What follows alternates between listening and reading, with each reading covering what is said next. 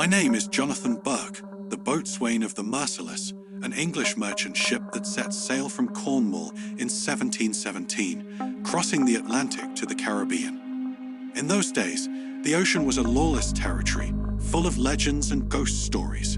And though I was a man of reason, I couldn't ignore what was about to unfold. It all started on the 10th day of our journey, as we crossed the Bermuda Triangle. The crew was restless, murmuring about lost ships, sea monsters, and ghost vessels drifting through the fog. I laughed it off. I'd crossed the Atlantic countless times and didn't fear such sailors' tales. But that night, as the full moon emerged, something changed. A dense fog rose, covering the sea like a cold shroud. One of the men pointed toward the water, and oh, how I wish I hadn't looked. There were lights, small and flickering, like fireflies, moving just below the surface. And then, as if the ocean itself was sighing, a soft, hypnotic chant echoed from the depths. It was a low murmur, but each word seemed to pull at the soul in our chests. Something inside me twisted, as if an invisible hand had clenched my heart. That's when we saw them, bodies, dozens of them, floating on the water. But they weren't dead. No, their eyes were open, staring at us in eternal horror, their mouths moving in unison, as if they were the ones saying that eerie chant. One of the deck boys, Thomas, barely 16, started screaming, pointing to the sea. They want to take us. They're calling us. The captain ordered me to silence him, but before I could act, Thomas leaped into the water, vanishing into the depths in the blink of an eye. That was the first sign that we were doomed, but none of us wanted to believe it. They're calling us, I thought. Whatever was below us wanted our company. That night, the nightmares began. Every crew member woke up screaming, sweating, and sobbing about shadows and monsters crawling from the ocean's depths. I dreamed of a gigantic figure, covered in algae and coral, its yellow eyes glowing in the darkness like lanterns. Leviathan, I muttered in my sleep, the name slipping from my lips as if I'd always known it. For sailors and seafaring men, Leviathan was a monstrous creature of the deep, a sea demon that, according to ancient scriptures and legends, ruled the depths and devoured entire ships. Many believed it to be a giant dragon or serpent, capable of sinking vessels with the mere flick of its tail. It was the terror of the waters, a harbinger of death for those who saw it. I woke up with the taste of salt and rust in my mouth, feeling as if something inside me had shifted. The next night, the wind died. The Merciless was adrift, like a corpse floating on the ocean. Our food began to rot, our fresh water turned cloudy and foul, as if the sea itself was contaminating our supplies. The men grew deranged, speaking of a ship with black sails approaching from the horizon. And indeed, I saw it. There was no sign of a crew, just that shadowy vessel and a solitary figure on the deck, cloaked in black that billowed like a living shadow. He raised his hand and pointed at us. My heart froze when I realized the melody had returned. It was as if the ocean itself was calling us to the bottom, to a cold, wet grave. We can't escape this, I muttered to myself, as another realization hit me. This was not a call that could be ignored. I tried to convince the captain to abandon the ship. We have lifeboats. We can row to Bermuda, I pleaded. But he looked at me with empty, lifeless eyes, as if he was already on the other side. It's too late, Burke. We're already dead. With one swift motion, he plunged his own sword into his chest, collapsing like a sack of bones. And then something happened. The waters around the Merciless began to boil, and from the depths, hands emerged, human hands, hundreds of them, clinging to the hull, trying to pull us under. My men fought, slashing the hands with knives and swords, but it was futile. The ship began to sink, slowly, as if an invisible force was dragging us down. The first moment of unbearable tension arrived when I glanced at the sea and saw the reflection of a pale-skinned woman with black eyes, smiling at me. She looked like my wife, who had died 3 years ago. "It's not real," I murmured. "It's not her." But when I looked again, she was standing on the deck, walking toward me, the smell of seaweed and salt filling the air. "Deep down, you always knew you'd end up here," she whispered in my ear, caressing my face with cold, scaly fingers. "You belong to the sea, Jonathan." Anger and fear drove me, and I ran to the main deck. With the last lifeboat still intact, I pushed it into the water and threw myself into it, rowing with every ounce of strength I had left. I heard screams, the sound of wood splintering, and then silence. When I looked back, the Merciless was sinking, as if an enormous mouth was devouring it. I thought I was safe, that I had escaped, until I saw the same black-sailed ship that had pursued us, now right in front of me, blocking my path. A low, guttural laugh echoed from the fog, and I felt my lifeboat being pulled closer. When I looked at the water, I saw something moving beneath me, a colossal shadow, slithering like a predator stalking its prey. That's when I realized the truth. It wasn't the crew Leviathan sought.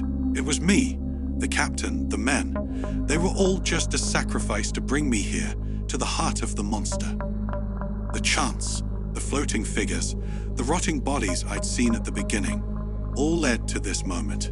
And in the last instant, I understood what Leviathan wanted. The boat capsized. Skeletal hands reached up from the water, dragging me down.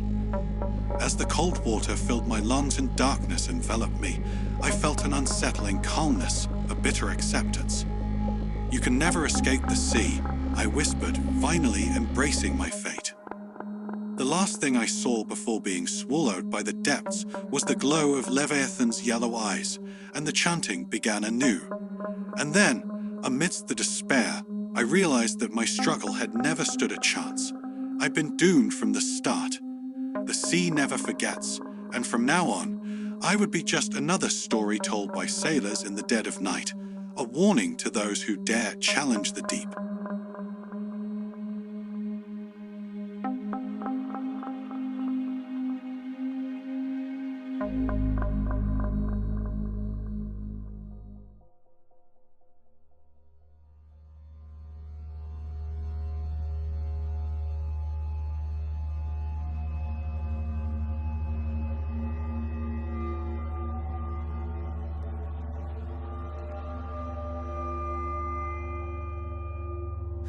I've sailed the Atlantic for over 2 decades, from the shores of Lisbon to the far coasts of the New World. As the first mate of the São Cristóvão, my duty was to chart our course, oversee the crew, and keep the captain's madness in check. You could say I was the one who truly commanded that damned vessel, but I never thought I'd face something beyond the reach of reason, beyond the whispers of the ocean itself. It was 1578, under the reign of King Sebastian, in the midst of his reckless ambitions. We set sail with a mission to map the rumoured islands of gold, the ones whispered about in taverns and royal courts alike.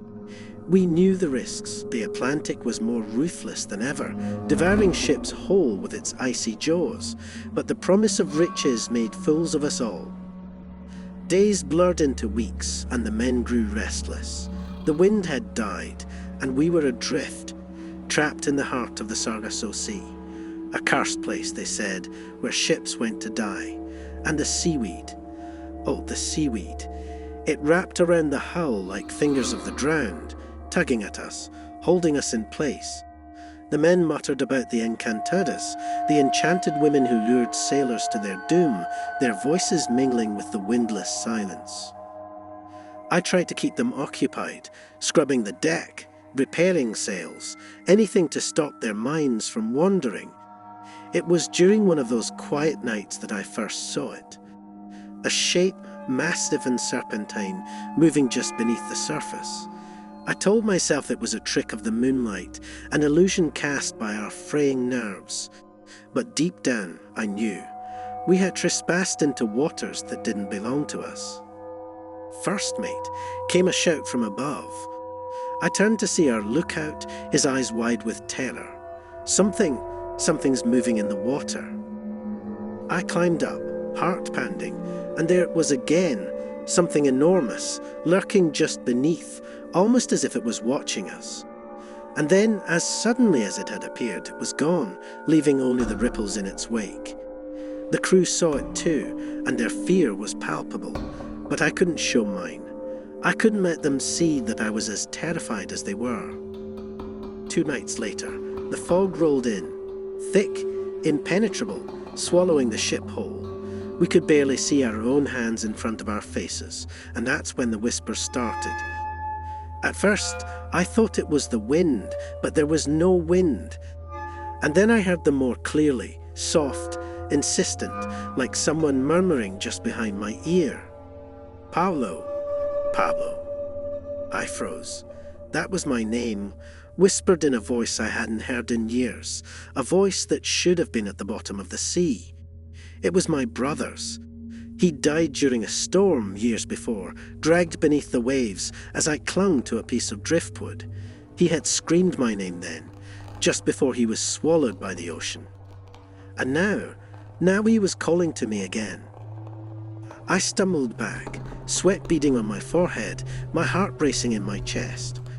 "It's not real," I muttered. "It's just the fog playing tricks on me." But the whispers grew louder, more insistent, until it felt like they were coming from all sides. "Pablo, you left me. You left me to die." The next morning we found the first body. One of the crew, a burly man named Vicente, was sprawled on the deck, eyes wide open, mouth frozen in a silent scream. His skin was wrong. It was covered in dark, glistening scales, as if the ocean itself had claimed him. The captain ordered us to throw the body overboard, but as we lifted him, I noticed something. His hand was clutching a small silver medallion, one I'd seen before, my brother's. The fear was becoming palpable now, like a heavy fog in our minds. The crew started whispering about a curse, about how we were being punished for venturing into waters that belonged to her. They spoke of Yamanju, the goddess of the sea, and how we'd angered her by taking what wasn't ours. But this was something else, something older, something that had been lurking in the darkness long before man learned to sail. That night I couldn't sleep. I stood at the bow, staring out into the fog when I saw it.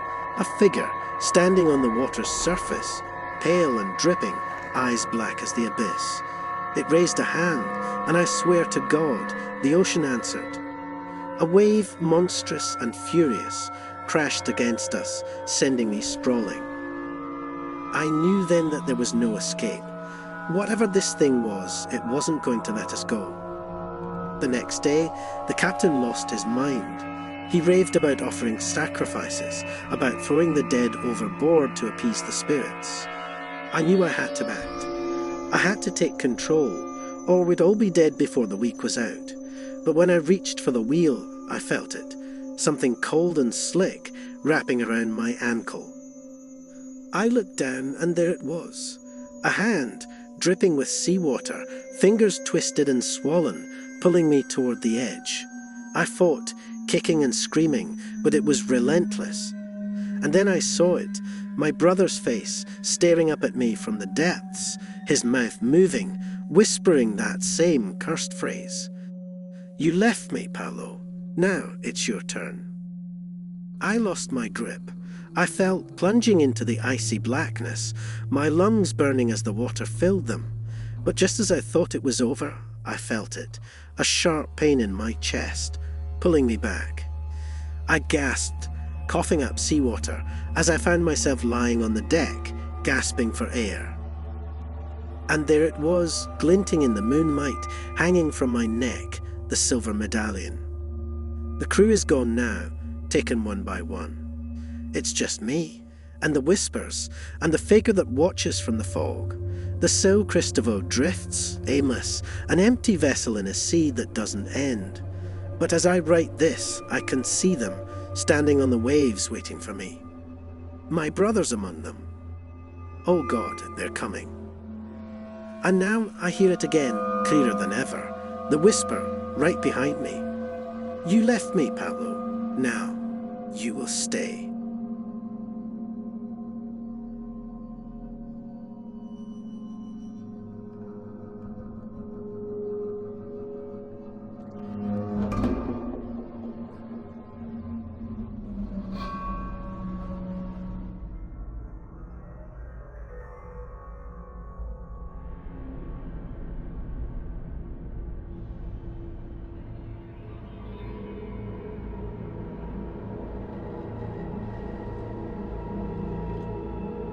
I remember the day I snuck aboard the Queen Charlotte, a ship of the East India Company bound for the Indian coast, crossing the Indian Ocean.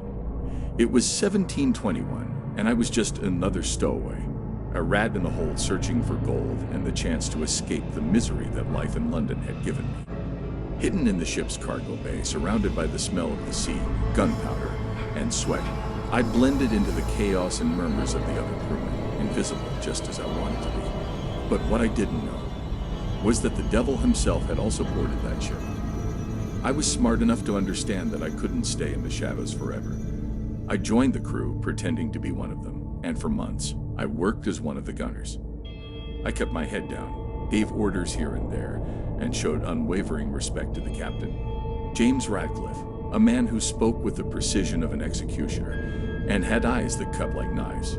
But there was something wrong, something in his eyes that filled me with unease I couldn't explain. There were stories about this ship. They said the Queen Charlotte carried a cursed cargo, an artifact stolen from a temple on the banks of the Ganges River. A golden statue that gleamed even in darkness, coiled with serpents carved with eerie precision. It was just a rumor, a whisper among the men during their night watches, but there was truth to it. I saw it in the captain's eyes and in the eyes of those guarding the hold with such zeal that the gold aboard wasn't just wealth.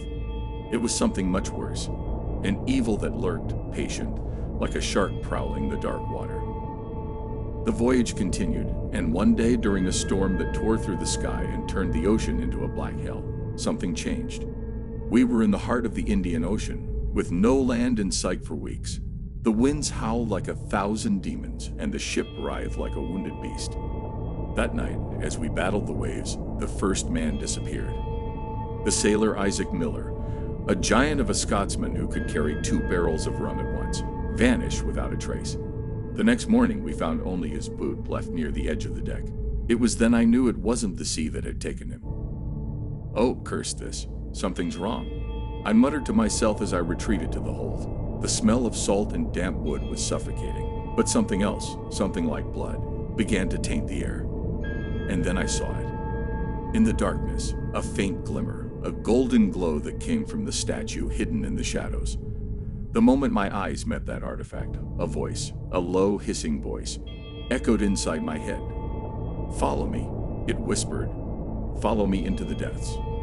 In the days that followed, more men vanished. One by one, they disappeared during their night watches, their voices drowned by the thunder, their screams swallowed by the roar of the ocean.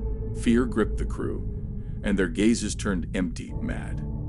And I, God forgive me, I knew that damned statue was the reason. I could hear its voice, clearer, closer, as if it were inside my skull. Captain Radcliffe had changed too. He locked himself in his cabin for hours, emerging only to inspect the statue. His eyes, once cold, now burned with something else, something that looked like madness. It was on a night when the moon vanished completely that everything became clear. I saw him, the captain, standing before the statue, muttering words in a language that wasn't of this world. A mist, a dark mist, began to rise from the floor, and I swear on all that is holy, I saw shapes. Shapes of men, women, creatures that should never exist, emerging from that mist. "No, this can't be," I whispered, my fingers digging into the wood of the deck. And then he saw me, his eyes, now glowing a sickly yellow, locked onto mine. "You're in the way, boy," he said with a calmness that chilled my blood. "This ship is doomed." I tried to run, but something held me, something cold as death. The statue, oh damn it. I saw the serpents carved into it move, saw how they began to coil around the captain, pulling him inside. "No, no, no," I screamed, but it was too late. He was being devoured, bit by bit, and his face, that twisted face of pain and terror, was the last thing I saw before the statue closed around him. And then silence, the most absolute and terrifying silence. They're coming for me. I heard a whisper in my mind. And oh, how I wished it was just the captain, but it wasn't. The voices of the men who had vanished, their muffled screams, they were all part of that artifact now. I was trapped. I knew it. That's when I realized the statue wanted a sacrifice, it wanted blood. And then the ship started sinking slowly, as if the ocean itself was swallowing it whole. The Queen Charlotte was going down, and I saw Oh God, I saw the shapes of the serpents projecting into the sea, enormous, black as darkness, coiling around the hull.